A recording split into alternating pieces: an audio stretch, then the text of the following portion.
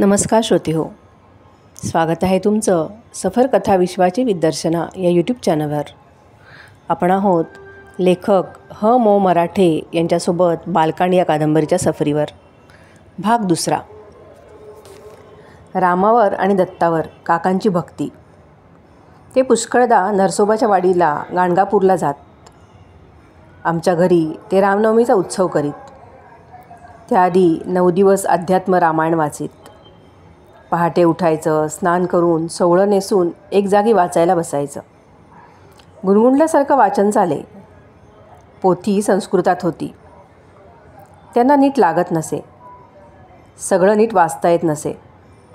बरेचसे शब्द अडत, पण नेटाने आणि नेमाने वाचित राहत. लहानपणी काही दिवस ते एका वेधशाळेत रुद्र, पवमान, पुरुष सूक्त, देवे असलं शिकले होते. मराठी लिहा वाचायला थोडं थोडं यायचं. त्याच्या आधाराने ते अध्यात्म रामायणाची पोथी 9 दिवसात वाचून संपवीत. रोज 2-3 तास लागत, पण बैठक मारून बसून वाचून संपवीत. मगच इतर कामं. ठिकाणात जायचं ते त्यानंतर. बाहेरगावी जाणं येणं नाही. गेलं तरी काम करून पुन्हा सूर्यास्ताच्या आधी घरी परतत. रात्री आरती, मंत्रपुष्प. 9व्या दिवशी रामजन्म. शेजारी पाजारी यायचे. 100 माणसं जमून रामजन्माचा सोहळा साजरा व्हायचा. काका कीर्तन करायचे. गुरुचरित्राची पोथी पूजेतच होती. इतर देवांच्या मूर्ती आणि तसबिरी त्यांच्याबरोबरच ती देव्हाऱ्यात असे. तिच्या काही ओव्या काका रोज पूजा करताना वाचीत. दुसरं वाचीत तो दासबोध. दुपारी जेवण झालं की दासबोधाचा एक समास ते वाचीत. कधी मनात, कधी मोठ्याने. दासबोध वाचणं त्यांना सोपं जाई. अध्यात्म रामायणासारखं अडखळायला होत नसे, म्हणून मोठ्यानं वाचत. समोर कोणी असलं तर त्याचा मोडका तोडका अर्थही सांगत. आई असली समोर तर तिला, गडी कामेरी असली समोर तर त्यांना. कामेरी गडी थोड्या वेळ ऐकून घेत आणि अमकं काय समजतं ते तुरला म्हणत टोपल्या कुदळी खोरी उचलून कामाला निघत. कधीकधी काका खूपच धार्मिक होत. देवाची भक्ती करण्यात दिवस घालवीत. गप्प गप्प असत. जरूर तेवढीच कामं करीत, नाहीतर न बोलता नुसते बसून राहत. कधी कशाची भक्ती करावी असं त्यांना वाटेल ते त्यांचं त्यांनाच माहिती असे. एका वर्षी ते गायीचीच सेवा करीत होते. आमच्या गुरात एका पांढुरक्या रंगाची गाय होती. काळी कपिला आणि पांढुरक्या रंगाची लक्ष्मी. या गायी गोठ्यात असायच्याच. त्यांना या दोन्ही गायी फार आवडत. एका वर्षी काका फक्त पांढुरक्या गायीचीच सेवा करीत राहिले. सारखं या गायीच्या मागं असायचे. तिला चरायला ते स्वतः घेऊन जायचे. तिचं चरणं होईपर्यंत ते तिथे थांबायचे. ती जाईल तिकडे जायचे. ती बसली की आपण बसायचे. ती उभी राहिली की आपण उभे राहायचे. गायीनं पाणी प्यालं की आपण पाणी प्यायचे. गाय सावलीला बसली की आपण सावलीला बसायचं. सारखा गायीच्या अंगावरून हात फिरवायचा. तिच्या अंगावर माशा बसू लागल्या तर त्या झाडायच्या. तिला कुरवाळायचं, खाजवायचं. गायीच्या पुढ्यात हातात गवत धरून उभं राहायचं. तिची पूजा करायची. ती घरी परतेल तेव्हाच आपण घरी परतायचं. तिची गोठ्यातली जागा साफ करायची. सारखं तिचं हगणं मुतणं साफ करीत राहायचे. असं दिवसभर.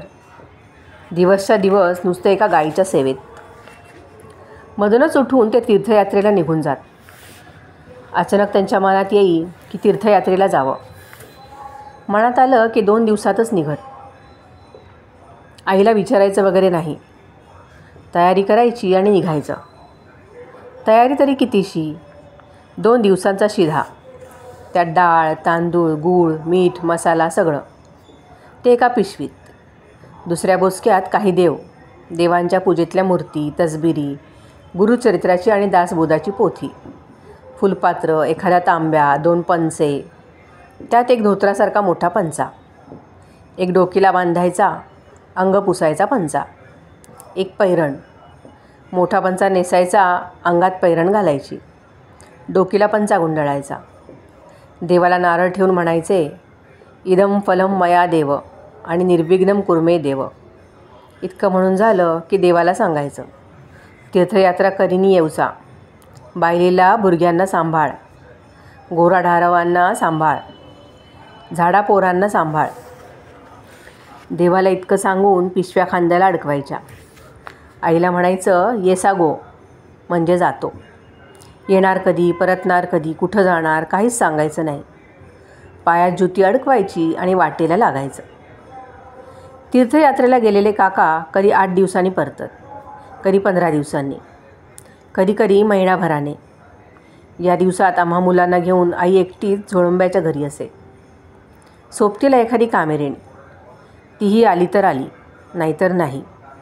शेजारीजवळ घर नाही.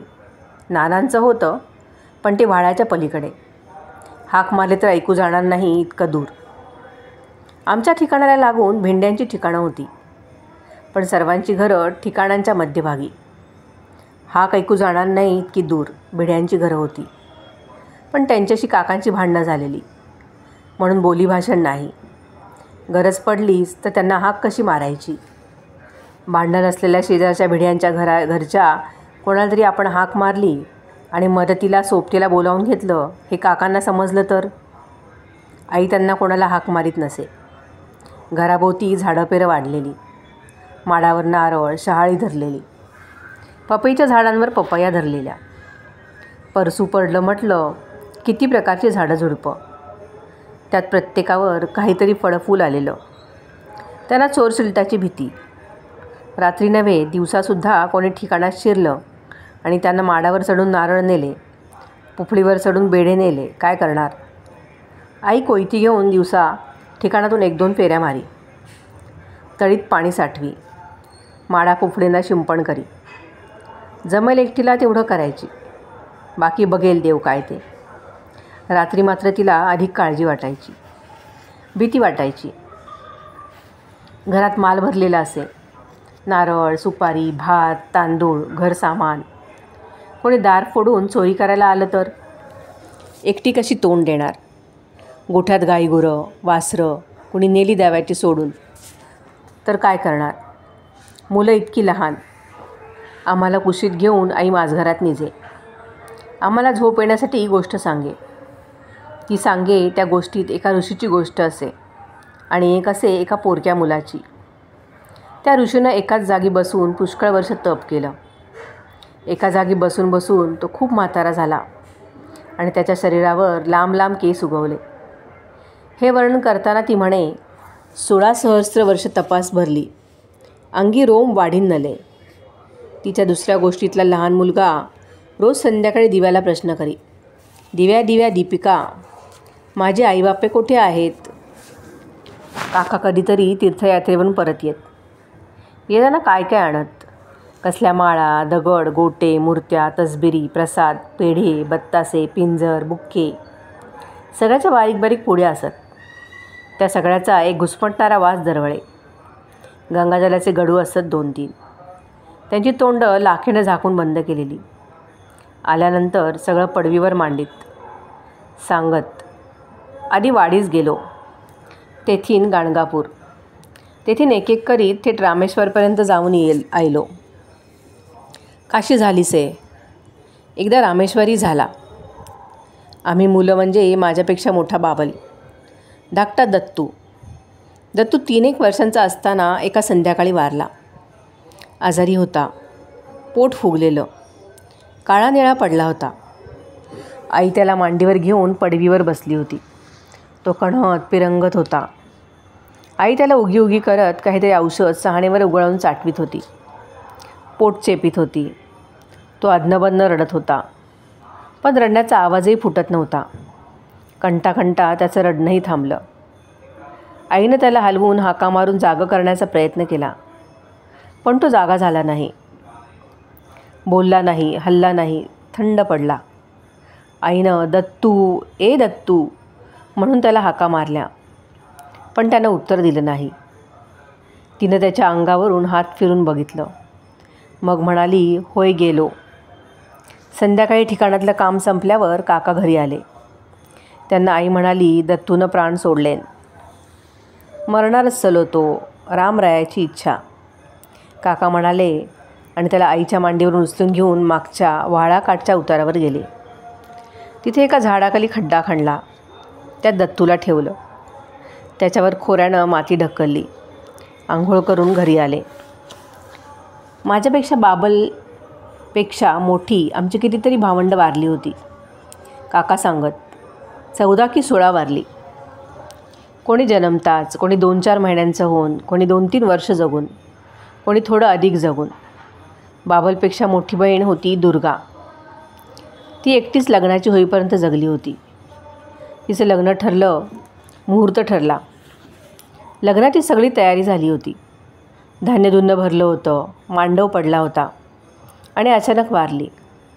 काका म्हणाले रामरायाची इच्छा. त्या वर्षी त्यांनी तुळशीचं लग्न मुलीच्या लग्नासारखं धडाक्यात केलं. उपाध्ये बोलवले, वाजंत्री लावली. सगळ्या गावाला तुळशीच्या लग्नाला बोलवलं. पक्वान्नं रांधली. मुलीच्या लग्नाचं जेवण घालावं तसं गावकऱ्यांना तुळशीचं जेवण वाढलं. पडवीवर खळ्यात पंक्ती बसल्या. जेवून उठल्या.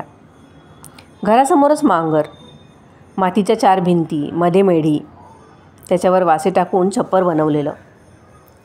अर्ध नळ्याचं, अर्ध झापांचं. त्यात लाकडं भरून ठेवलेली, शेणी भरून ठेवलेल्या, इतर सामान टाकलेलं. मांगर आणि घर यांच्यातील ठिकाणाकडे डोंगराकडे जाणारी वाट होती. आमच्या ठिकाणात काम करणारी गडीकामेरी याच वाटेनं जात येत. पण इतरांच्या ठिकाणात डोंगरावर काम करणारी गडी माणसंही याच वाटेने जात येत. अर्ध्या दिवसांचं काम असलं तर गडीकामेरी खाली उतरत. घरी जाताना आमच्या खळ्यातून जात. उन्हाचा कडाका असे. ठिकाणातल्या डोंगरातल्या कामानं थकायला झालेलं असे. आमच्या पडवीवर खळ्यात बसून पाणी पित. आईकडून पाण्यानं भरल्या तांब्या मागून घेत. तो भरलेल्या तांब्या दोन्ही हातांच्या बोटांनी वर उचलून धरायचा. मान वर करायची. तोंड अर्धवट उघडायचं. वरच्या तांब्यातून पाण्याची धार उघड्या तोंडात ओतत ठेवायची. न खळवता. मान वर केलेली असतानाच पाण्याची धार पडत असतानाच गटक गटक कटक करीत पाणी प्यायचं. घडी तसं पाणी पित असताना त्यांच्या गड्याचं पुढे आलेलं टोकदार हाडही गटक गटक वरखाली होत असायचं. तांब्यातलं पाणी संपलं म्हणजेच धार थांबायची. तांबा रिकामा झाला म्हणजे तो खाली करायचा. करून मोठी ढेकर दिल्यासारखं करायचं. बायकाही असंच पाणी पित. पेला भांडं लागतच नसे. जिला असं पाणी पिता येत नसे ती ओंजळीने पी. ते सुद्धा अखंडपणे. ओंजळ एकाच हाताची. एका हातात तांब्या धरून पाण्याची धार दुसऱ्या हातावर ओतीत राहायचं. त्या दुसऱ्या हातानं ओंजळीतल्यासारखं गुटुक गुटुक पाणी पीत पोट भरलं म्हणजे धार थांबायची. कोणी कोणी कामेरीन आईला म्हणे, भटणी गो, वाईस ताकाचं पाणी दे गे असला तर. अगो ताकाचं पाणी कित्याक निसता, ताकच पी मगो. असं म्हणून आई घरातून ताकाची बरणीच घेऊन येई. जिला हवं असेल तिला ताक प्यायला दे. दूध दुभतं भरपूर असे घरात. गोठ्यात 1-2 दुभत्या गायी असतच. त्यांचं दूध मिळे. 1-2 दिवसांनी आईला मोठ्या बरणीत ताक करावं लागे. उभी राहून ती बराच वेळ ताक मेढीपाशी ताक घुसळत राही. बरणीच्या काठांना आदळून ताकात बुडालेल्या रवीचा खुळूक खुळूक खुळूक खुळूक असा आवाज येत राही. बरणीच्या कडांना तोंडापाशी लोणी तरंगू लागे. घुसळलेलं ताक थोडा वेळ तसंच ठेवून थंड पाण्याची पातेली घेऊन आई बरणीतले लोणी गोळा करू लागे. लोण्याचे गोळे तयार होत. ते तसे बरणीतच ठेवून ती घरातच दुसऱ्या कामाला गेलेली मी बघे आणि हळूच पुढे होई. ताकाच्या बरणीत बघे. लोण्याचे लहान मोठे 3-4 गोळे तरंगत असत. आई जवळपास नाही असं बघून मी हळूच बरणीत हात घाली. त्यातला एखादा लोण्याचा गोळा काढून पटकन तोंडात टाकी. तिथून पसार होई. थोड्या वेळानं लोणी वेगळ्या भांड्यात ठेवण्यासाठी आई ताक मेढीपाशी येई. बरणीत हात घातल्यावर तिच्या लक्षात येईल, एक गोळा यात नाही. मला हाक मारून जवळ बोलावी आणि दडवल्यागत विचारी, भरण्यातलं लोण्याचं एक गोळं काही गेलो, तुला माहीतच आहे? मला केथीन माहीत असणार, मी दबक्या आवाजात म्हणे. त्यावर आई दटवल्यासारखं म्हणे, एठा ये, मी दाखयसा लोण्याचं गोळं कोणाचे पोटात गेलो ता. गोठ्यात 1-2 दुभत्या गायी असतच. इतर गुरं चरायला सोडली तरी ताज्या व्यालेल्या गायी चरायला बाहेर सोडल्या जात नसत. त्या गोठातच बांधलेल्या असत. घेऊन 3-4 महिने झाले, वासरं थोडी मोठी झाली की त्यांना बाहेर सोडलं जाई. दुभत्या गाईची वासरं पडवीवर बांधलेली असत. सकाळी संध्याकाळी दूध काढण्यासाठी थोडा वेळ त्यांना दावण्यातून सोडलं जाई. ती उड्या मारतच शेपट्यावर उंच करून आईकडे धाव घेत. गाय उठून उभी राही. वासरू धावत जाई आणि आईला लुचू लागे. ढुशा मारून मारून लुचू लागे. तेवढ्यात आई किंवा काका दूध काढण्यासाठी जात. वासरू बाजूला केलं जाई. दूध काढून झालं की पुन्हा वासरू सोडायचं. ते अधिकच जोराने ढुशा मारीत दूध पिऊ लागे. गाय त्याला चाटत राही. कधीमधी मी पण वासरासारखाच गाईला लुचत असे. आमच्या पांढुरक्या रंगाची गाय होती. ती मारत नसे, लाथा झाडत नसे. तिला वासरू लुचत असलं की मीही तिथे जाई.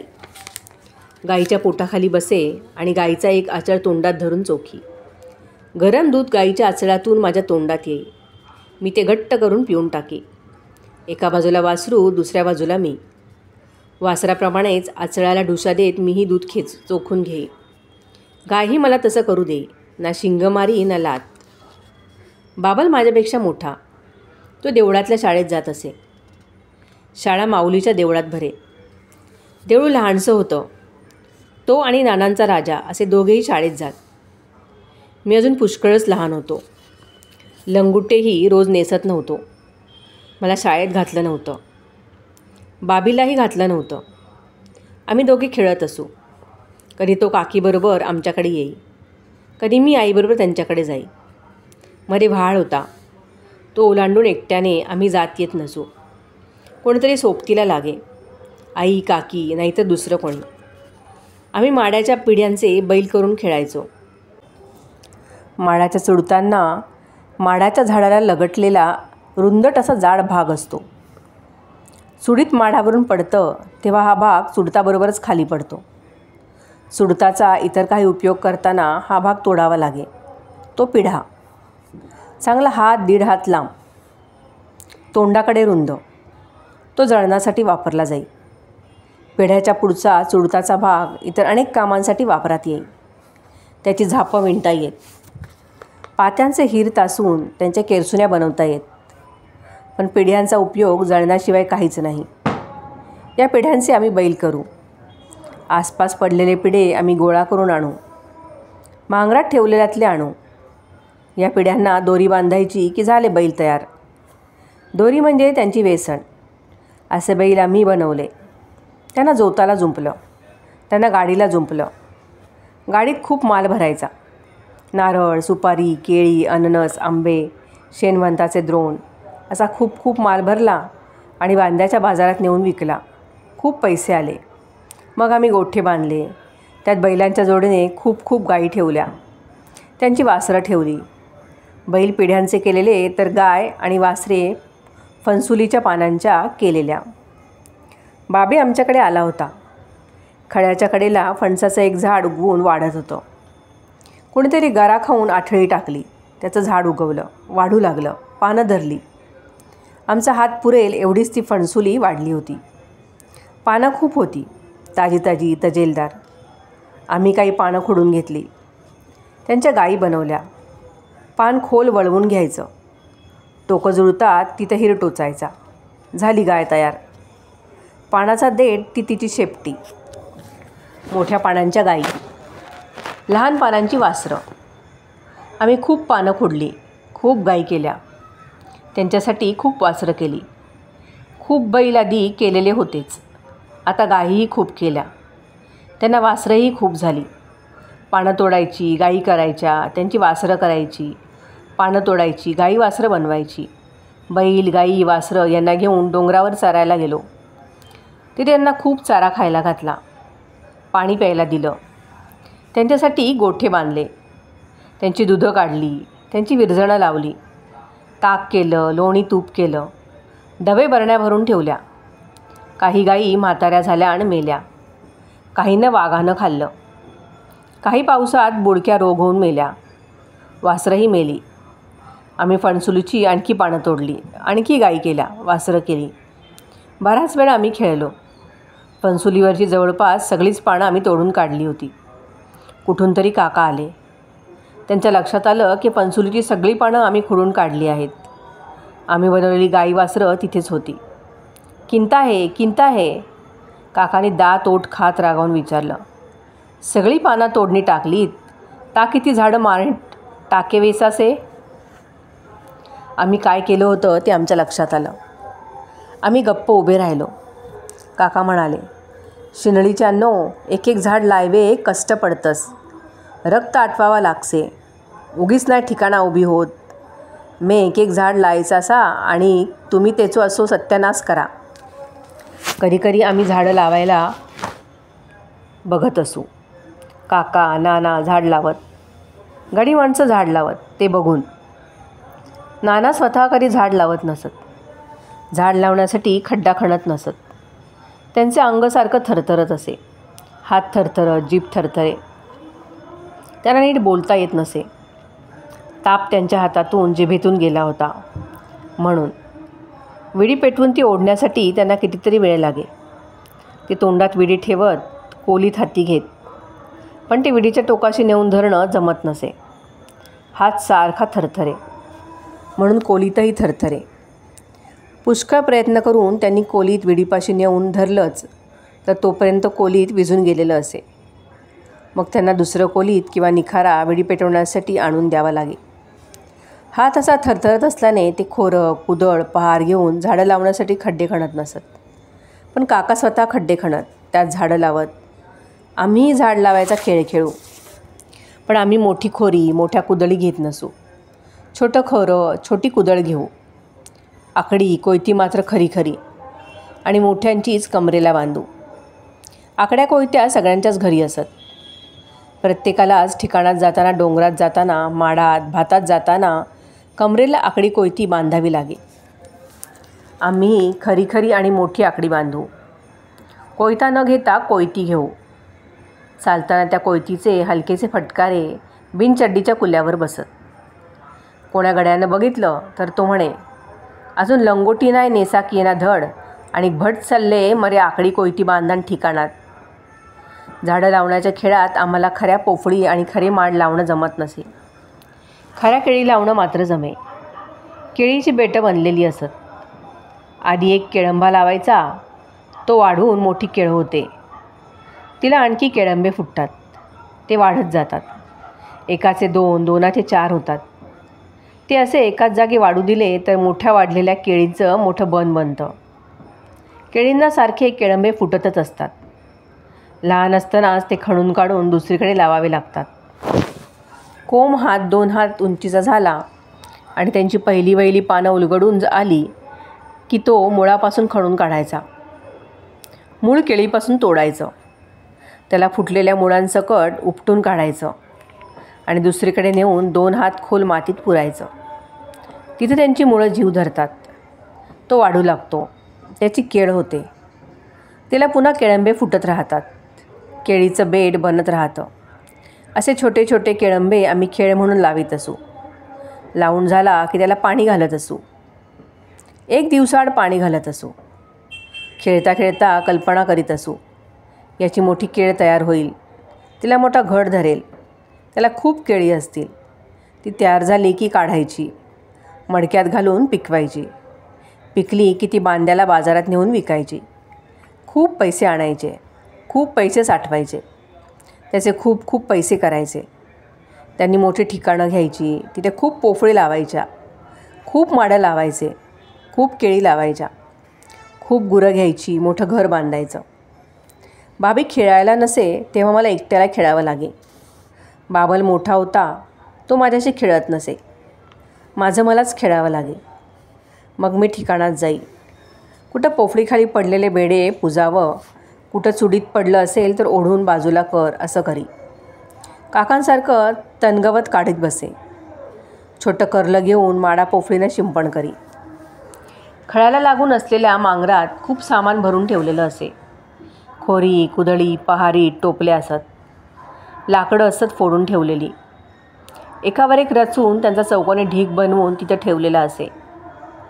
गोठ्यात इतर गुरांना मारणारं एखादं गुरंही तिथे बांधलेलं असे. एके दिवशी काकांनी आईची रवानगी त्या मांगरात केली. आई आणि तिच्याबरोबर बाबांचीही. आमच्याकडे कामासाठी येणाऱ्या कामेऱ्यात एक होती बाया. ती पुष्कळदा आमच्या घरी राही. घरातली कामं करी, ठिकाणातली कामं करी, पडवीत झोपे. आपला वेगळा स्वयंपाक कधीमधी करी. गोठ्यात एका कोपऱ्यात तिची चूल होती. ती तिथं आपली भाकरी भाजीत असे. पिठाचा गोळा हातावरच घ्यायचा. दोन्ही तळव्यांनी थपाथपात करीत ती हातावरच भाकरी तयार करी. तव्यावर टाकी, निखाऱ्यात भाजी, तेल मसाल्याबरोबर खाई.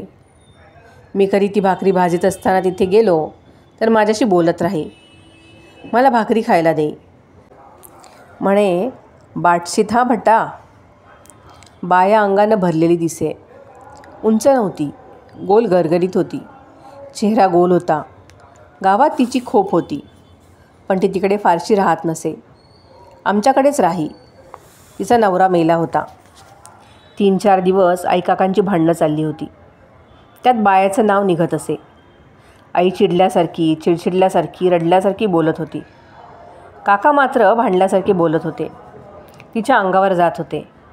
भांडता भांडता काकांनी आईच्या हाताला धरून तिला ओढीत बाहेर पडवीवर आणलं. तसंच फरफटत मांगरापर्यंत नेलं. मांगराकडे ढकलत ते ओरडले, बाहेरी ओरांडे. बाबल मोठा होता, तो बोलू लागला. तशी काका त्यालाही म्हणाले, तूही जा तिचे बरोबर, बाहेरी वा दोघाय. आई बाबल मांगरात गेले. बायाचा घरातला वावर वाढला. घरातली सगळी कामं ती करू लागली. काका आपला भात तेवढा स्वतः शिजवत, भात सोलकडी खात. बाया आपल्या भाकऱ्या गोठ्यातल्या चुलीवरच भाजी. आई आणि बाबल मांगरात राहू लागले. आईनं 3 जणांची चूल मांडली. लाकडं बिकडं तिथे होतीच. मला हाक मारून सांगे, पातेली हाडणी दे रे, किंवा डबो से चुलीहारचे कोपरेत, तिथले तांदूळ हाडणी दे. मी डाळ, तांदूळ, पीठ जे जमिनीवर असेल आणि मला काढता येईल असं काढून आईला नेऊन देई. भांडी पातेला नेऊन देई. आई मांगरात स्वयंपाक करी. बाबल आई जेवत. लाकडं, शेणी, खोरी कुदळी, वासे यांच्यातच थोडी जागा करून तिथेच झोपत. ठिकाणात कामाला गडी कामारी येत. काकांबरोबर मी ठिकाणात जाई. कायमाय करीत राही. बायाही आलेली असे. गडी माणसं आपापसात हळू आवाजात म्हणत, बायाक भटानं रानमनान ठेवली हारे मरे. एकदा काकांना वाटलं आपण किराणा मालाचं दुकान सुरू करावं. त्यांनी ते घराच्या मागील बाजूच्या पडवीत थाटलं. पडवीला एक दार बाहेर जायचंच. दुसऱ्या भिंतीला एक खिडकी. ती लोकांच्या जाई यायच्या वाटेकडे येत होती. त्या वाटेने जाई ये तशी कमीच असे. पण काकांना वाटलं या खिडकीतून गिरायकाला माल देता येईल. घेणाऱ्यालाही ते सोपं पडेल. येता जाता हवं ते सामान दुकानातून घ्यायचं, पैसे द्यायचे, पुढं जायचं. खिडकीला लाकडी गज होते. काकाने ते कापून घेतले. आता खिडकीचं भोग मोठं झालं. काकांनी बांद्याहून गाडी भरून माल आणला. डबे, भांडी आणली. गूळ, साखर, तेल, मीठ, डाळी, तांदूळ असे डबे भरले. भांडी भरली. तराजू बांधला. दुकान तयार झालं. माल नेण्यासाठी येणाऱ्या गिरायकांची वाट बघत बसले. पण माल घ्यायला दुकानात फार कोणी आलं नाही.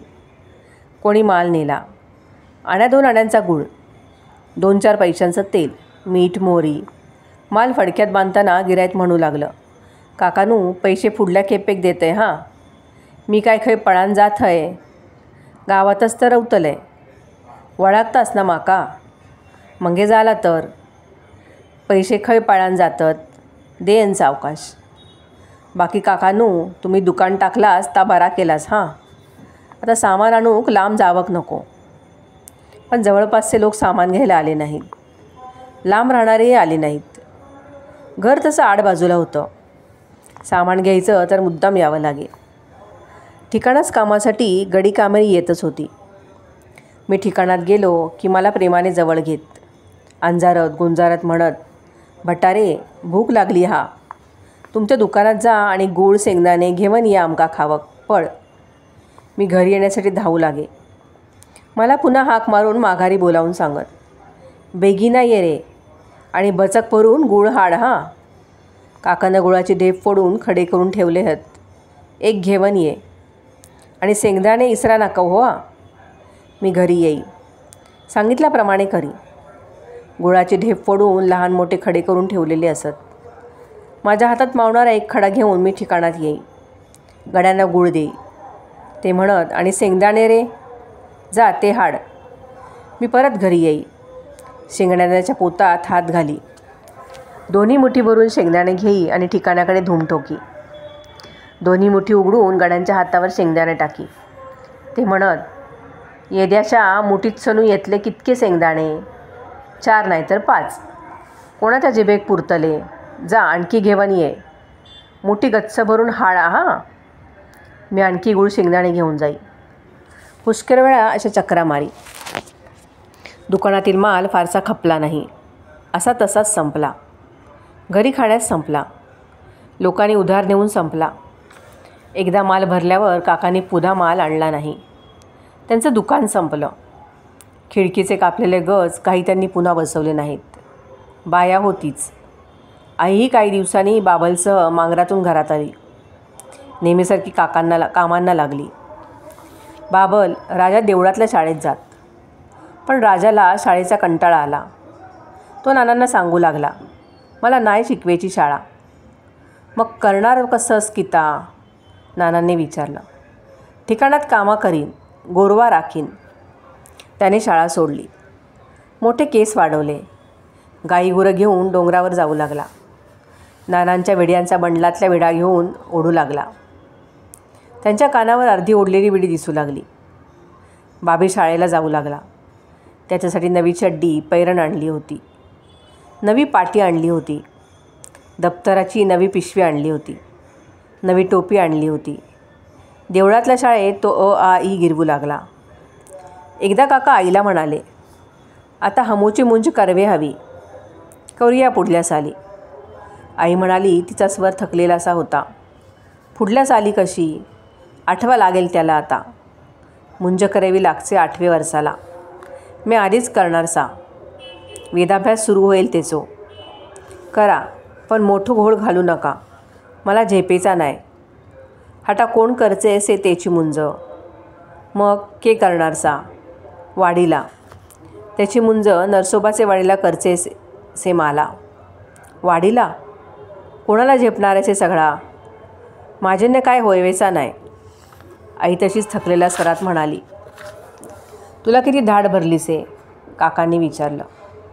त्यांचा प्रश्न ऐकून आईला राग आला. तिने जोरातच विचारलं, मला किता झालासे? माहिती नाही का तुम्हाला? 7वा महिना लागलोसे मला आता. तशातच प्रकृती बरी नसते माझी. खोकलो येसे. ऐके येणार तुम्हाला?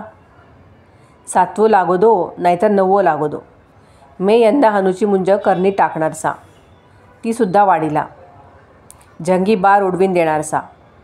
तू तयारीला लाग. जायवेचा झाला म्हणजे सांगणं, काकांनी सांगितलं. नजे होतं तरी हळूहळू आई माझ्या मुंजीच्या तयारीला लागली. नरसोबाच्या वाडीला जायला मिळणार म्हणून मला आनंद झाला. मी बाबीला म्हणालो, माझी मुंज काका नरसोबाच्या वाडीला करणारचे. तुझी मात्र झोळमेलाच. बाबलची मुंज झोळंब्यालाच झाली होती. झोळंब्याच्या सगळ्या ब्राह्मणांच्या घरी आमंत्रणं दिली होती. सर्वांना जेवायला आणि मुंजीला बोलवलं होतं. घरातल्या सगळ्यांनी यायचं असं सांगितलं होतं. झोळंब्याप्रमाणेच आजूबाजूच्या गावातही आमंत्रणं दिली होती. खूप माणसं येतील. घरातली सगळी माणसं धरली तर 500 तरी पानं होईल असा अंदाज केला होता. त्या हिशोबाने स्वयंपाक केला होता. आई काकी खपल्या होत्या.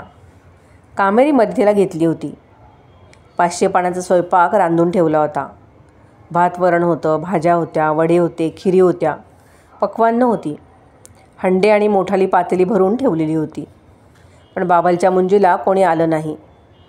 ब्राह्मण म्हणाले, आम्ही मोरेबावर ग्रामण्य घातलं आहे. आम्ही मोरोबाच्या घरी येणार नाही. त्याच्या मुलाच्या मुंजीला येणार नाही. मुंजीचं जेवायला येणार नाही.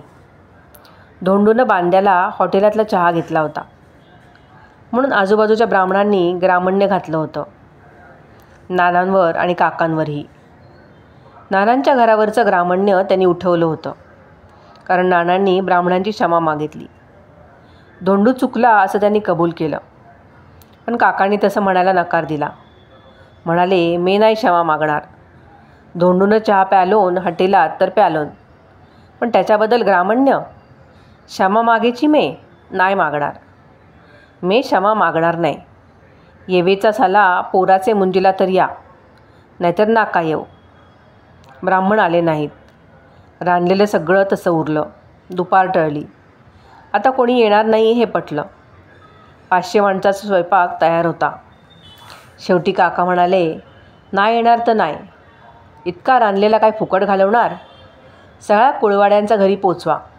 त्यांना जेवे बोलवा. आवाठातले कुळवाडी जेवून गेले. उरलेला स्वयंपाक कामाला येणाऱ्या गड्या कामेऱ्यांच्या घरी पोचवण्यात आला. उरलेला गुरांच्या गुडात ठेवण्यात आला, आंबोन म्हणून. मुंजीचा दिवस उजाडला. कुरुंड वाढवून निळकंठ बुवा आले. अंगात भगवी कफणी, डोकीवर टोपी, कपाळावर नाम. बरोबर श्रीधरही आला.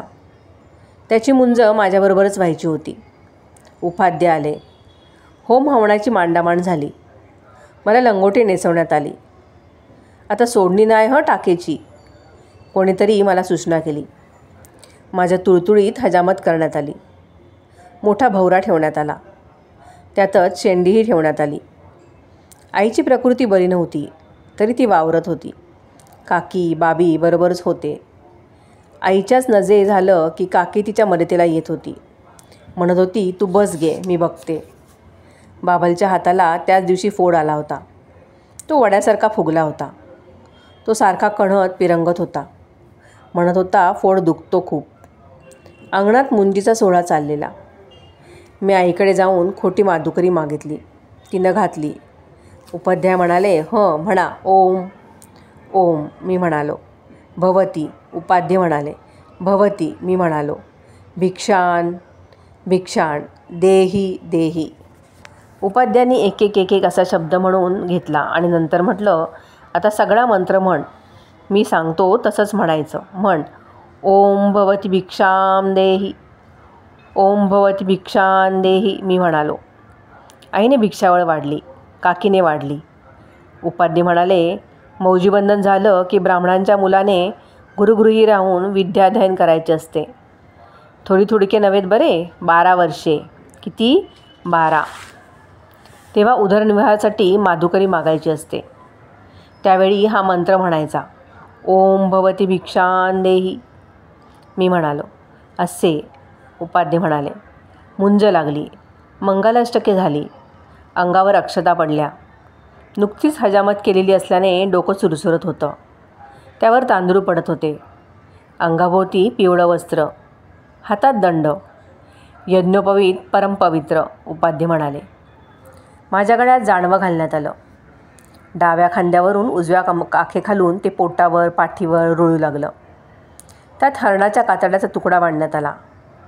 आता गायत्री मंत्र म्हणा सांगा. उपाध्ये म्हणाले. अगदी कानात. पित्याने पुत्रास सांगायचा. दुसऱ्याच ऐकू जाता नये. डोईवरून वस्त्र पांघरावे. काकांनी मला जवळ घेतलं. दोघांच्याही डोक्यावरून एक पंचा पांघरून घेतला. मुंजीतले नाव सांगणे. उपाधी बुवांनी आठवण दिली. होडेश्वर, तुझा मुंजीतलं नाव. काका हळूच माझ्या कानात गायत्री मंत्र म्हणू लागले. त्यांनी पुन्हा एकदा शब्द सांगितले. मी तसे म्हटले. आता पंचा काढा. झाला ना मंत्र सांगून? उपाध्ये म्हणाले. झाला. म्हणत काकांनी पंचा काढून ठेवला. आता सकाळ संध्याकाळ संध्या करताना हा मंत्र म्हणायचा काय? उपाध्ये बुवांनी मला विचारलं. हो मी म्हणालो. मुंज लागली. ब्राह्मण जेवायला बसले. रुक्यांच्या घराला लांबट आकाराचं अंगण होतं. एका बाजूला दुसऱ्या घराची भिंत, दुसऱ्या बाजूला आम्ही उतरलेल्या खोल्या, मध्ये अंगण आणि जाय यायची वाट. तिथं पानं मांडली. पत्रावेळी ठेवण्यात आला. ब्राह्मण जेवले. आमच्याबरोबरची माणसं जेवली. तरी स्वयंपाक पुष्कळ उरला. माधुकऱ्यांना वाढा, बोलवा त्यांना, काकांनी सांगितलं. रुक्यांच्या घरासमोरच पापडीचा रस्ता होता. दुपारची वेळ होती. हाती झोळ्या घेतलेले मधुकरे घरोघर मधुकरी मागायला चालायचे होते. ब्राह्मणांच्या पंक्ती उठल्या. आणि तिथेच दुसऱ्या पत्रावळी मांडण्यात आल्या. रस्त्यावर कोणीतरी जाणाऱ्या येणाऱ्या मधुकऱ्यानं म्हटलं, आत या, भोजन करून जा, समाराधना आहे. भरारा मधुकरे आत आले. लंगोट्या लावलेले, पंचे नेसलेले, बिनकासेचं धोतर गुंडाळलेले.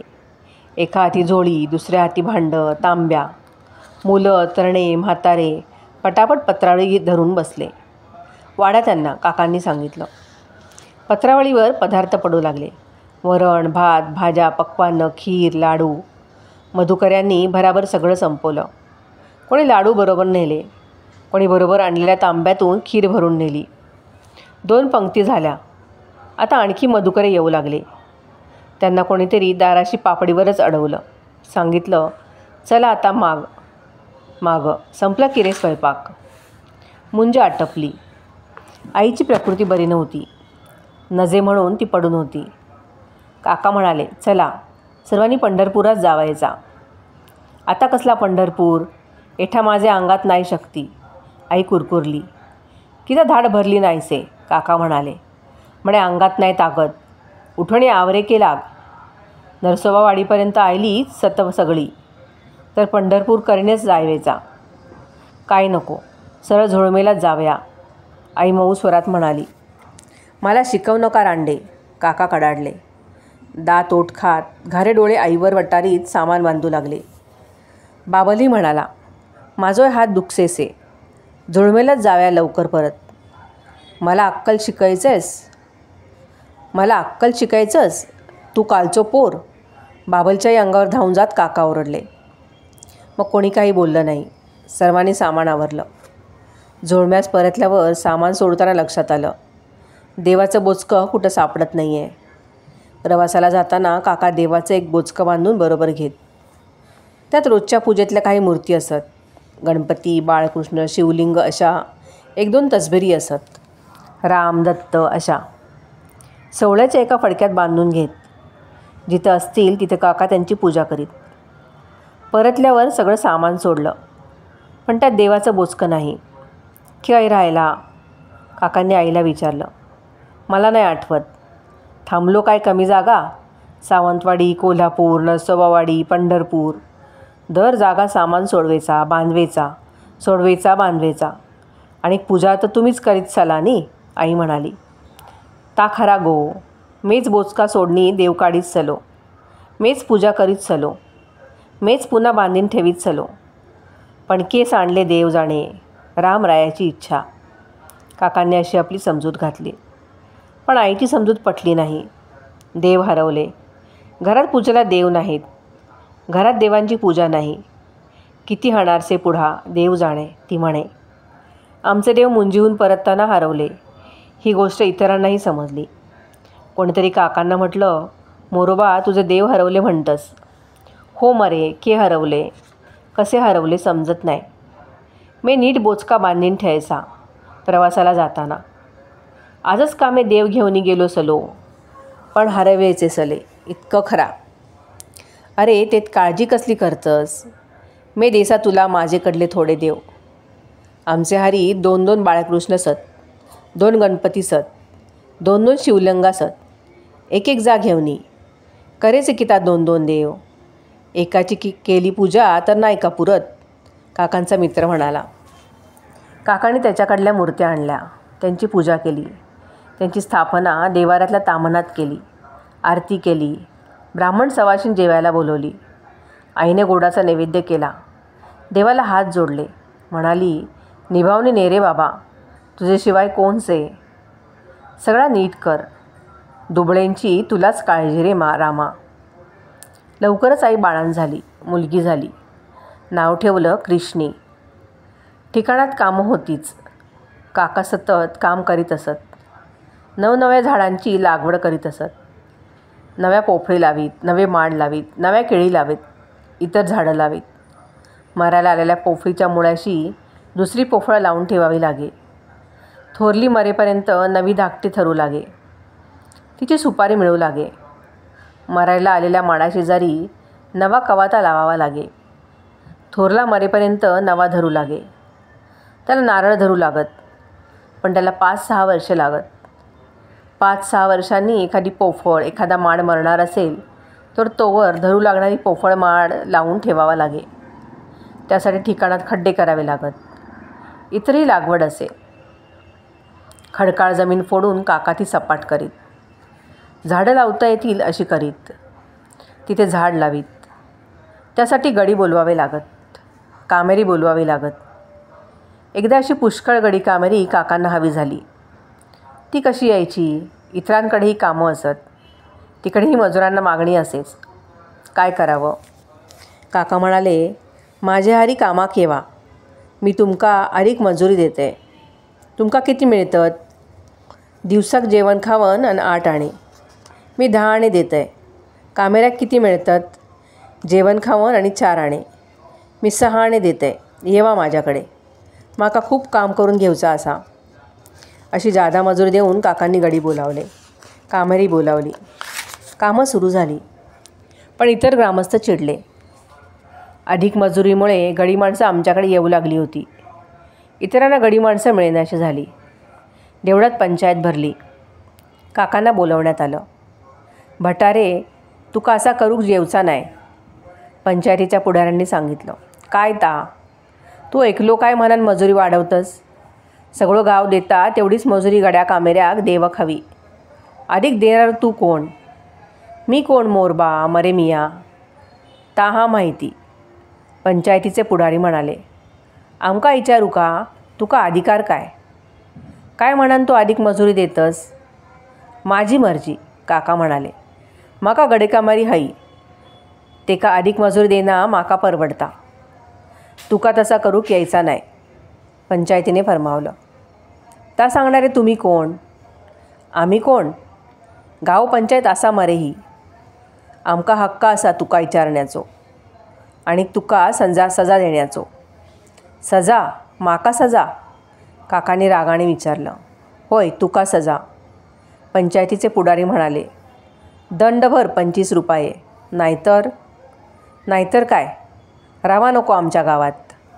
दंड नाही देवचंय. मगे आम्ही बघतव कसं रवतसता आमचे गावात. कोणाक रावाचा हा तुमच्या गावात?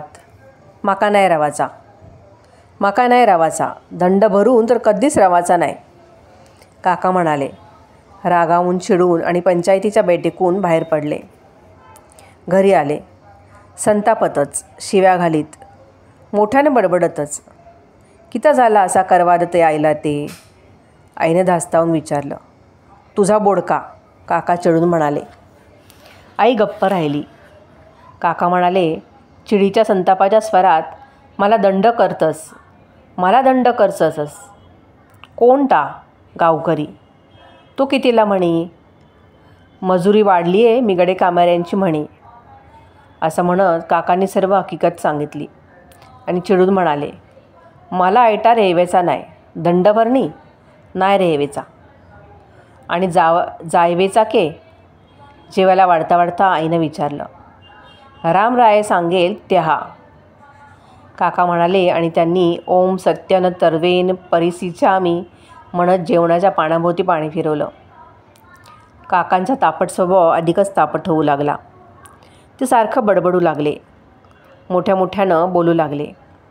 रागावून संतापून बोलू लागले. त्यांची झोपही कमी झाली. पहाटेसच उठत, कामाला लागत, येता जाता चिडून बोलत, रागावून अंगावर धावून जात. आईच्या, आमच्या, गाईगुरांच्या, गड्या कामेऱ्यांच्या, गडी कामेरी कामाला येत होती. पण काकांचं रागण्याचं बोलणं त्यांना आवडत नाही आहे हे दिसून येत होतं. गड्याकडून जराशीही चूक झाली काम करताना तर ते ओरडून त्यांच्या अंगावर धावून जात आणि त्याला विचारित. डोळे फुटले काय रे तुझे शंकर्या? हां, डोळे फुटले? पोफळेक श्री लावलंस तिच्या बुडी पाणयेलीचो येल चुरडता हा दिसता नाही तुका? काय रे बहीण जवाऱ्या? गाळ नाय हा भटा, गाळ नाय ऐकून घेवचो आम्ही, गडी माणसं म्हणू लागली. पुन्हा काकांच्या तोंडात गडी माणसासाठी शिवी आली. तेव्हा ती म्हणाली. भटा, पुन्हा गाळ दिली हा तुझ्या तोंडात. तुका आम्ही सांगला हा, कामात चुकलं तर सांग. तुका होया तसं काम करून घे, पण सांगताना नीट सांग. तू रागावून बोलतस तर आमका समजता. पण गाडी नाही. गाड्यांचा आवाजही आता वाढू लागला होता. पण काकांचं बोलणं बदललं नाही. पुन्हा काकांच्या बोलण्यात कोणातरी गडी माणसासाठी शिवी आली. तेव्हा रागाच्या स्वरात गडी माणसं म्हणाली, "भटारे, नको तुझा काम आमका." गड्यांनी काम थांबवलं. कुदळी पहारी टाकल्या, खोरी करली टाकली, टोपल्या घमेली टाकली आणि सगळे कामेरी निघून गेली. "जावा रे, सगळे जावा. मिया एकटो काम करीन, समजला? मिजाशी कोणाक दाखवतास रे माझ्यानो?" काका अधिकच संतापून म्हणाले. पण त्यांना उत्तर देण्यासाठी एकही गडी थांबला नव्हता. आईला समजलं. ती अंथरुणावर पडली होती. नुकतीच झालेली कृष्णा तिच्या कुशीत होती. कृष्णी खोकत होती. क्षीण आवाजात आणि आईला अंथरुणावरच उठून बसणंही जड जात होतं. तरी ती उठली. कानाभोवती गुंडाळलेला पदर तिनं खाली घेतला. तो कमरेला खोवला आणि कोयती टोपली घेऊन ठिकाणाकडे निघाली. कृष्णेला तशीच घरात ठेवून म्हणाली, "ह्यांचा स्वभावच असं झालोसे. जेला तेला गाळी. बाई लेक ऐकून घेसे. दुसरा कोण कितेक ऐकून घेईन." गडी कामेरी यायची बंद झाली. राखणा म्हणाला, "भटणी गे, मी जातय." "खय जत्रेक? जा, पण परत ये. येतलंस मा?" "बघतय नाही, येच. तू तरी ये मरे." श्रोते हो, आजच्या भागात इथेच थांबूयात. पुढील भागात पाहूयात राखणदार परत येतो की नाही. कथा आवडत असल्यास लाईक, शेअर आणि कमेंट करायला विसरू नका. धन्यवाद.